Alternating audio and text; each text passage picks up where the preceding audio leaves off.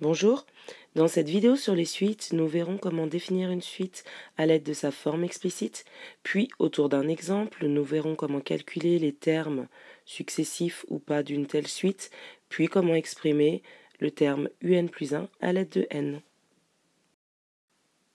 Nous dirons qu'une suite est définie à l'aide de sa forme explicite lorsque son terme général, un, est défini à l'aide de n. C'est-à-dire que la seule inconnue dans l'expression du terme général un doit être n. On pourra également dire que la suite est définie à l'aide d'une fonction, c'est-à-dire que son terme général un est défini à l'aide d'une fonction f. Donnons un exemple. On considère la suite un définie par son terme général un égale moins 1 puissance n sur n-1, le tout plus 2. Première question, à partir de quel rang n la suite un est-elle définie?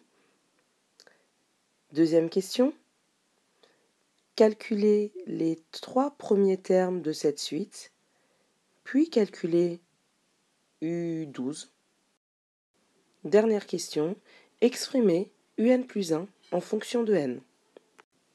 Pour répondre à la première question, il faut savoir quand est-ce qu'on peut calculer l'expression de un, c'est-à-dire trouver les valeurs interdites. Ici, on a n-1 au dénominateur, donc il faut savoir quand est-ce que n-1 est différent de 0. Or, n-1 vaut 0 pour n égale à 1, ce qui signifie que 1 est une valeur interdite. La suite un sera donc définie pour tout entier naturel n supérieur ou égal à 2. Pour la question 2, nous devons calculer tout d'abord les 3 premiers termes de cette suite un. Le premier terme est U2. Pour le calculer, il nous faut donc remplacer n par 2, ce qui nous donne U2 égale moins 1 puissance 2 sur 2 moins 1, le tout plus 2. Moins 1 puissance 2, c'est moins 1 au carré, ça fait moins 1 fois moins 1. Et ça nous donne 1 sur 2 moins 1, c'est-à-dire 1. Le tout plus 2, ce qui nous fait 3. On calcule ensuite U3. De la même manière, on remplace n par 3, ce qui nous donne moins 1 puissance 3 sur 3 moins 1, le tout plus 2, ce qui nous fait moins 1 puissance 3, ça donne moins 1 sur 2 plus 2.